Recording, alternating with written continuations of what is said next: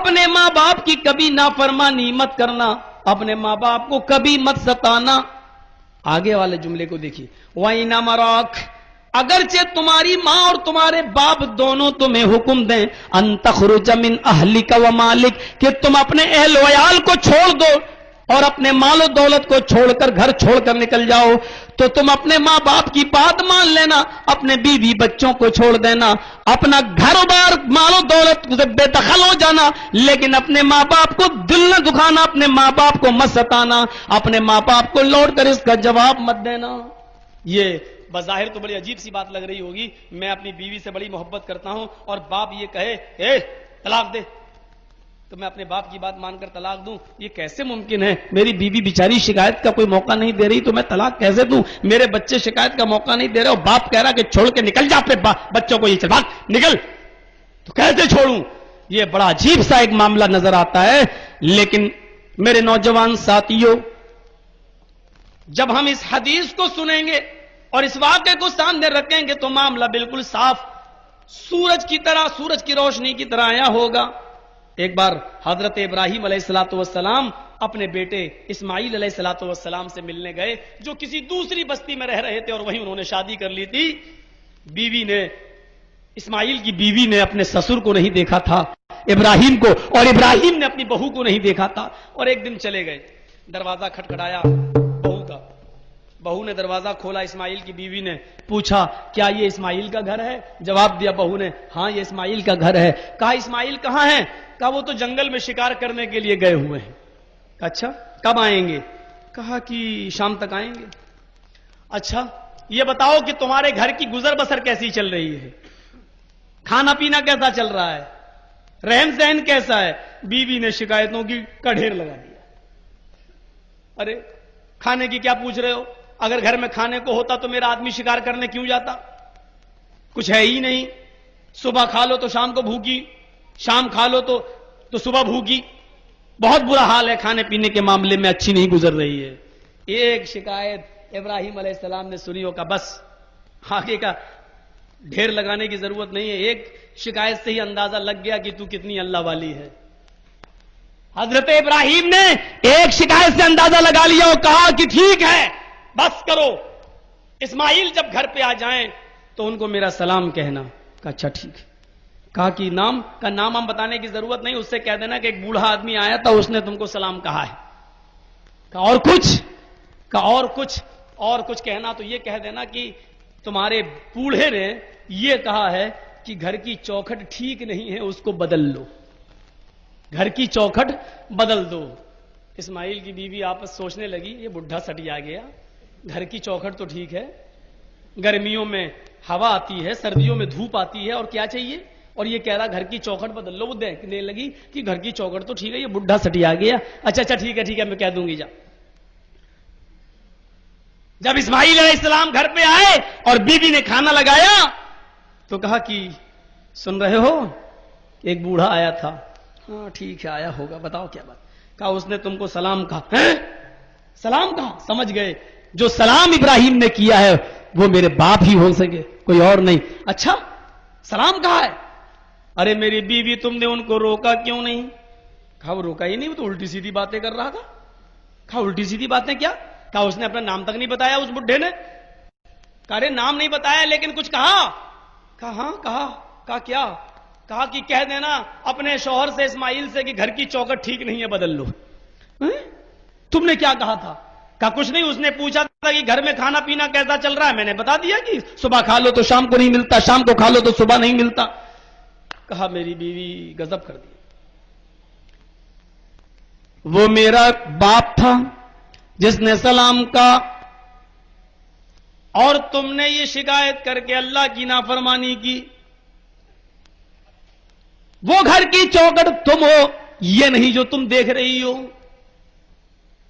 اور میرے باپ نے اشارہ یہ کیا ہے کہ جو اللہ کی شکر گزار نہ ہو، جس حال میں اللہ رکھ رہا ہے اس حال میں وہ شکر نہ کرے اللہ کا، ایسی عورت کو اے اسماعیل تم کیوں اپنے گھر میں رکھے ہوئے ہو؟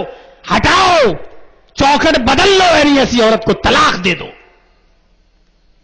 میری بہنیں سن رہی ہوں گی، ایک فیئر اینڈ لولی نہ ملے تو گھر میں طوفان کھڑا کر لیتی ہو، ایک پاؤنڈز کی کریم نہ ملے تو آفت آ جاتی ہے۔ یہاں ابراہیم کی بہو نے، اسماعیل کی بیوی نے اتنا کہہ دیا تھا، بس صبح کھا لو تو شام کو نہیں ملتا، اور شام کو کھا لو تو صبح بھوکی اٹھتی ہوں، بس گزر بسر اچھا نہیں چل رہا ہے۔ ابراہیم نے یہی سے سمجھ لیا کہ یہ اللہ کی ناشکر گزار بنتی ہے، اور یہ میرے بیٹے کو بھی اللہ کا ناشکر گزار بنا دے گی، اس لیے فرمایا گھر کی چوکھٹ بدل لو، کیونکہ ناشکر گزار بیوی کے چنگل میں کہیں شوہر آ گیا تو وہ بھی اللہ کا ناشکرہ ہو سکتا ہے۔ نیک بیوی چاہے تو گھر کو جنت بنا سکتی ہے، اور نیک بیوی چاہے تو گھر کو جہنم بنا سکتی ہے۔ اپنے بیٹے کو اپنے رب کی نافرمان بیوی سے بچانے کے لیے طلاق دینے کا حکم دے دیا۔ حضرت ابراہیم نے فوراً کہا، اسماعیل نے کہا، میری بیوی، میں اللہ کے بعد اپنے باپ کی سب سے زیادہ اطاعت کرتا ہوں، اس لیے میں تمہیں اب اپنے گھر میں نہیں رکھ سکتا، میں اپنے باپ کا حکم مانتے ہوئے تم کو طلاق دیتا ہوں۔ یہاں سے آپ اندازہ لگا سکتے ہیں کہ ماں باپ کی فرما برداری، لیکن اب حالات ایسے ہو گئے ہیں کہ حضرت ابراہیم نے غلط بات پر نہیں کہا تھا اپنے بیٹے سے طلاق دو، بلکہ اللہ کی ناشکر گزاری پہ کہا تھا۔ ہمارے یہاں اگر باپ کو یہ آرڈر دے دیا جائے تو وہ غلط طریقہ بھی استعمال کر سکتا ہے، اور اپنی خدمت چھوٹی بہو زیادہ کرتی، بڑی کو طلاق دی، چل، وہ اپنا ذاتی فائدہ اٹھانے لگتے ہیں، اپنا ذاتی مفاد دیکھنے لگتے ہیں، جو بہرحال غلط ہے۔ یہاں پر بھی دین دیکھا جائے گا، دین برباد نہیں ہونا چاہیے۔ ہاں، باپ کا مقام و مرتبہ اتنا بلند ہے، اتنا بلند ہے، اتنا بلند ہے کہ اللہ تعالیٰ نے اپنی عبادت کے بعد باپ کی خدمت کرنے کا حکم دیا۔ قرآن پڑھیے، وَقَضَىٰ رَبُّكَ أَلَّا تَعْبُدُوا إِلَّا إِيَّاهُ وَبِالْوَالِدَيْنِ إِحْسَانًا إِمَّا يَبْلُغَنَّ عِندَكَ الْكِبَرَ أَحَدُهُمَا أَوْ كِلَاهُمَا فَلَا تَقُل لَّهُمَا أُفٍّ وَلَا تَنْهَرْهُمَا۔ بس یہی سے اندازہ لگائیے گا، اور ایک بہت باریک پوائنٹ، وَقَضَىٰ رَبُّكَ أَلَّا تَعْبُدُوا إِلَّا إِيَّاهُ، تمہارے رب کا یہ فیصلہ ہو چکا ہے کہ اللہ کے علاوہ کسی کی عبادت نہیں کی جائے گی، عبادت ہوگی تو صرف اللہ کی۔ اور اس کے فوراً بعد دیکھیے، ٹرن لیا اللہ نے، ٹرن، عبادت صرف اللہ کی، وَبِالْوَالِدَيْنِ إِحْسَانًا، اور اللہ کی عبادت کے بعد فوراً حکم کیا، اپنے ماں باپ کے ساتھ احسان کرو۔ یہاں بے استعمال ہوا ہے، وَبِالْوَالِدَيْنِ، بے مصاحبت کا ہے، مصاحبت کا ہے۔ شادی شدہ لوگ اس کو اچھی طریقے سے سمجھ سکتے ہیں، مصاحبت کس کو کہتے ہیں؟ جس طریقے سے میاں اور بیوی دو جسم ایک جان ہوتے ہیں، دونوں آپس میں ان کا جسم چپک جاتا ہے، وہاں بے استعمال ہوا مصاحبت کا، وبالوالدین۔ اسی طریقے سے ایک بیٹے کو اپنے باپ کے ساتھ ہر وقت چپک کر اس کے ساتھ احسان کرنا پڑے گا۔ چپک کر احسان کرنے کا مطلب یہ ہے کہ ہر نیکی اس میں شامل ہے، صرف کھانا کھلا دیا اتنا ہی نہیں، اگر باپ بیمار ہو جائے تو اس کی دوا بھی تمہیں دلانا پڑے گی، اگر باپ بستر پہ لیٹرین کر رہا ہے تو تمہیں اس کی لیٹرین کو صاف بھی کرنا پڑے گا، اگر باپ لنگڑا لولا ہے اور کہیں ٹہلنا چاہتا ہے تو تمہیں اپنے کاندھوں پر اس کو سوار اٹھانا بھی پڑے گا۔ وَبِالْوَالِدَيْنِ إِحْسَانًا، احسانہ میں ہر نیکی شامل ہے، یعنی ہر قسم کی نیکی جس کی ضرورت تمہارے باپ کو ہے وہ نیکی کا مستحق ہے، اور تم اس کے ساتھ وہ سلوک کرو گے۔ وَبِالْوَالِدَيْنِ إِحْسَانًا، یہ ہے بے اور احسان کا معنی۔ چپک کر اپنے باپ کے ساتھ سلوک کرو، اچھا سلوک کرو۔ چپک کر مطلب باپ نے الگ کر دیا، ٹھیک ہے تم الگ کھانا بنا رہے ہو اور تمہاری بیوی ہے، باپ الگ ہے تم الگ ہو، لیکن اگر باپ بیمار ہو جائے تو تم کو اس کو اپنے گھر میں لانا پڑے گا، خدمت کرنا پڑے گی۔ یہ نہیں کہ وہ میری ماں ہی اس کو دیکھے گی، میرے باپ کو ہم نہیں دیکھیں گے۔ اور اگر آپ نے ایسا نہیں کیا تو کل تمہاری اولادیں بھی تمہارے سامنے ہیں۔ ایک آدمی اپنے باپ کو گھسیٹتے ہوئے لے جا رہا تھا اور چوراہے پہ لایا تو باپ نے کہا بس بیٹا بس یہیں تک گھسیٹ، آگے مت گھسیٹ۔ تو بیٹے نے کہا ابھی چپ، ابھی اور گھسیٹوں گا۔ کہنے بس یہیں تک۔ کہا کیوں، یہاں تک کیوں؟ کہا میں نے بھی اپنے باپ کو یہیں تک گھسیٹا تھا۔ کما تدین تدان، جیسا کرو گے ویسا بھرو گے۔ جو تم دوسروں کے ساتھ کرو گے، اپنے باپ کے ساتھ کرو گے، کل تمہاری اولاد تمہارے ساتھ کرے گی۔ اور ایک عبرت کے لیے یہ واقعہ بھی ذہن میں رکھیے کہ ایک آدمی کا باپ بہت کھانستا تھا، بہت ٹی بی کی بیماری تھی، اس نے اپنے بیٹے کو ایک کمبل دیا اور کہا اپنے بیٹے کو جاؤ اس بڈھے کو اس چھپر میں کر تو آؤ۔ وہ کٹیا ڈلی رات بھر سونے نہیں دیتا، نہ تمہیں نہ تمہاری ماں کو نہ ہمیں، جاؤ وہ کٹیا پڑی ہوئی ہے چھپر وہاں اس باپ کو جاؤ اپنے دادا کو لے جاؤ کراؤ۔ بیٹا بہت خوشی خوشی اپنے دادا کو لے گیا اور دادا بےچارا لاٹھی لے کے کھانستا ہوا اس کٹیا میں گیا، لیکن لڑکا بڑا چالاک تھا، لڑکے نے آدھا کمبل پھاڑ دیا، آدھا ہی اپنے دادا کو دیا۔ جب گھر پہ لوٹ کے آیا تو باپ نے اس کو ڈانٹتے ہوئے کہا بے کم بخت یہ آدھا کیوں پھاڑ لایا؟ کہا آدھا میں تمہارے لیے پھاڑ کے لایا ہوں، جب میں بڑا ہوں گا تم میں کل تم کھاسو گے تو میں اپنی اولاد سے کہوں گا اس بڈھے کو اس کٹیا میں کر کے آؤ، اس لیے آدھا کمبل میں تمہارے لیے کاٹ کے لایا ہوں۔ تو میرے بھائیوں، ماں باپ قیمتی سرمایہ ہے، ان کی جتنی خدمت کرنا ہو کر لو۔ وَقَضَىٰ رَبُّكَ أَلَّا تَعْبُدُوا إِلَّا إِيَّاهُ وَبِالْوَالِدَيْنِ إِحْسَانًا، تمہارے رب کا فیصلہ ہو چکا کہ اپنے اللہ کے علاوہ کسی کی عبادت نہ کرو اور اپنے ماں باپ کے ساتھ اچھا سلوک کرو، نیکی کرو۔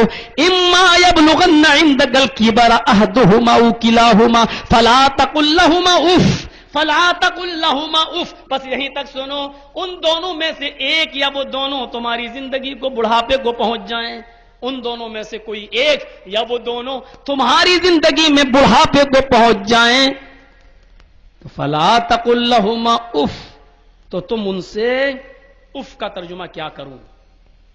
اف کا ترجمہ تو یہی لوگ کرتے ہیں عام طور پر کہ ان سے اف بھی مت کرنا، لیکن اف ہے کیا چیز؟ اس کا صحیح مفہوم ہوا تو تم ان سے ہوں بھی مت کرنا، ہوں بھی مت کرنا۔ اون کا مطلب ایسے سمجھو، بیٹا کمپیوٹر پہ بیٹھا ہے چلا رہا، باپ لیٹا ہے بیمار ہے، بیٹا کمپیوٹر پہ بیٹھا پاس میں ہی، بیٹا ذرا دوا کھاؤں گا ایک گلاس پانی لاؤ، اٹھا بیٹا پانی لایا اور دے دیا، لیکن اس نے اٹھنے سے پہلے اوہ کر دیا۔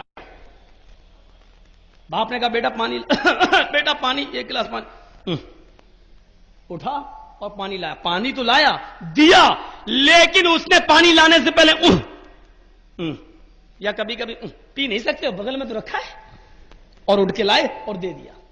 دے رہا ہے لیکن کہہ کے دے رہا ہے، دے رہا ہے لیکن اوہ کر کے دے رہا ہے، ساری نیکی بیکار۔